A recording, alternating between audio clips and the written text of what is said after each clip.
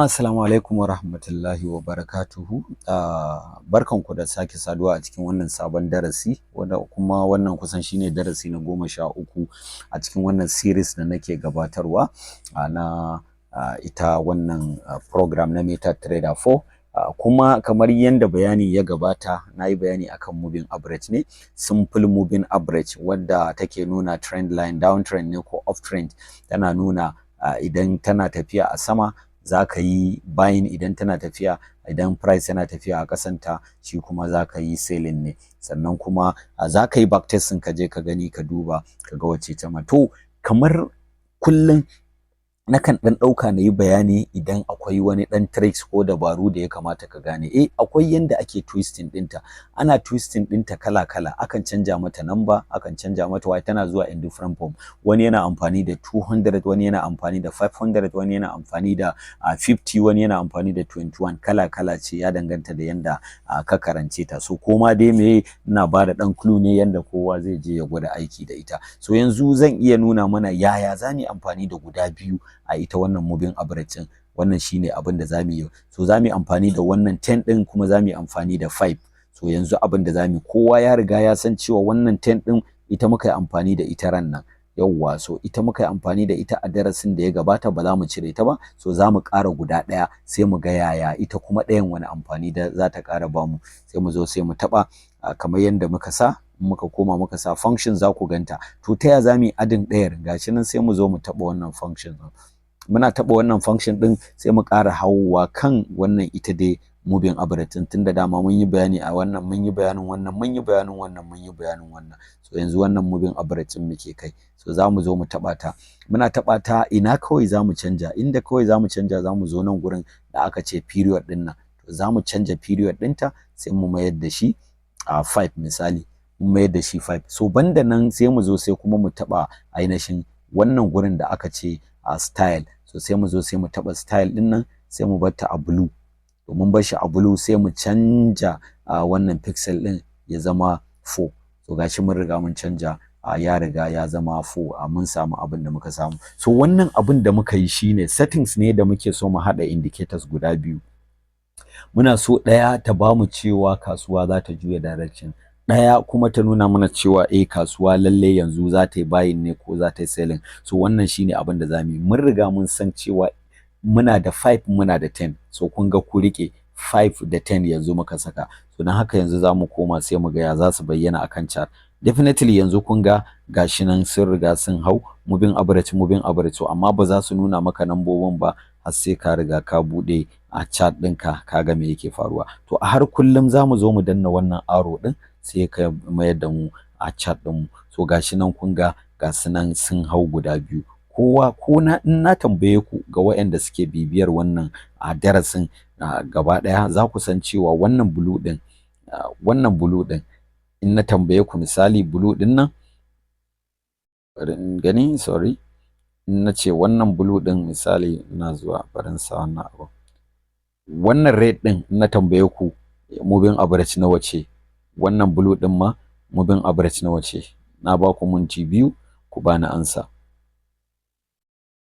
Yawwa, red 10 kenan ko, blue 5. So wannan shine. So kar ka manta, ko in ce kar mu manta, mun sa red ɗinmu, red 10, blue 5. So wannan shine arrangement na indicators ɗinmu, moving average ɗinmu. So me suke nunawa a wannan kasuwar? Abu ne guda ɗaya. Akwai abin da muke kiran shi cross. Idan ɗaya ta yi crossing ɗaya, yana nuna cewa kasuwa ta canja direction. Yawwa, so idan ɗaya, wannan simple strategy ne. Idan ɗaya ta yi crossing ɗaya, yana nuna kasuwa ta canja direction. Daga sama, kasuwa tana tafiya sama, ta yi crossing, to za ta dawo ƙasa. An gane ai. So wannan shine abin da wannan arrangement na 5 da 10 ɗin ya bamu. Gashi nan strategy ne, 5 da 10 da 5. 5 MA moving average, da 10 MA moving average. Me suke nunawa?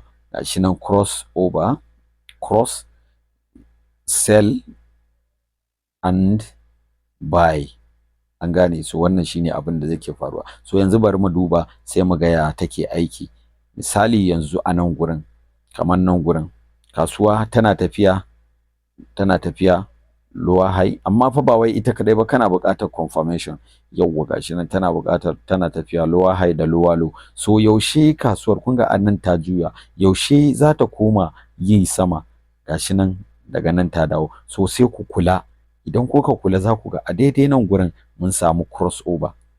Wani lokacin za ga kasuwar ta yi crossing amma ta ci gaba da ƙasa. So amma a daidai nan mun samu cross over. So bari mu yi zooming mu gani, gashi nan kun gani, gashi nan da kasuwar ta yi crossing, kun ga a nan gurin ta yi crossing, da ta yi crossing gashi nan ta yi crossing.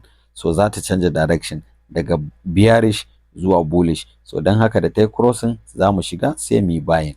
Kun ga kasuwa ta koma ta ci gaba da buying. So wannan da kuke gani liquidity ne, idan ka sa stop loss kaɗan za ta zo ta ɗauke stop loss ɗinka sai ta harba ku kai kuma ta baka a ƙasa. So don haka za ka zo ƙarshen wannan ɗin inda ta yi crossing, ƙarshen wannan za ka zo ka sa stop loss ɗinka. So risk management ɗinka kuma sai ka duba risk appetite ɗinka, amma in ka sa a nan gurin za ta zo ta taɓa stop loss ɗinka ta tafi. Shi yasa ake buƙatar confirmation. Haka nan gurin ma misali kun ga nan ma daga nan gashi nan da kasuwa tana ta tafiya gashi nan off trend tana tafiya sai aka samu cross over, sai ta yi down ta bamu ainihin ta je STP ɗinmu, safest take profit. Akwai abin da muke kira STP, safest take profit, sai ta zo STP ɗinmu ta ɗauka. Wani lokacin za ta iya zuwa nan, so nan 50% ne sai ta ɗauki price ta tafi.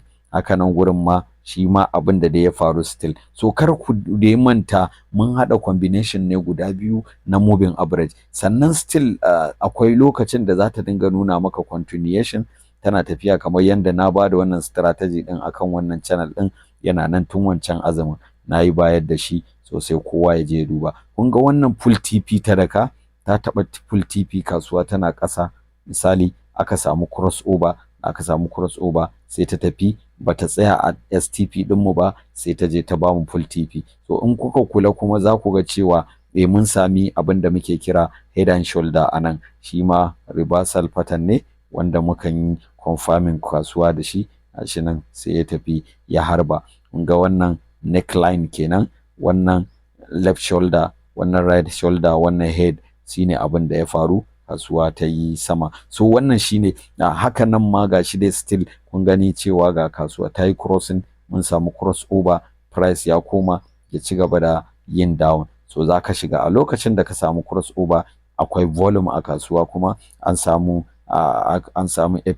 efficiency. So in dai an samu wannan da volume a kasuwa a ciki, kawai za ka je kai placing order ɗinka, ka danna sell kawai, ka danna trigger. So kar a manta cewa ba wai kawai dan ka iya wannan shikenan zaka je kai ta shiga kasuwa duk lokacin da kaga wannan wani, kana buƙatar confirmation guda ɗaya shine na farko a kasuwa dole sai ta yi crossing, dole sai an samu cross. Sannan na biyu ka tabbatar cewa kasuwar ta canja direction na wannan, kuma price yayi closing a kasan ita wannan indicator bayan an samu shi wannan cross over din. So wannan shine a takaice bayani akan indicator 10 da 5 moving average, inda an samu cross over zaka shiga wannan kasuwa, zaka yi buying ko kai selling. Idan blue ta crossing red zaka yi buying ne, haka idan red ta crossing blue zaka yi selling ne. So wannan shine insha Allah. Assalamu alaikum wa rahmatullahi wa barakatuh.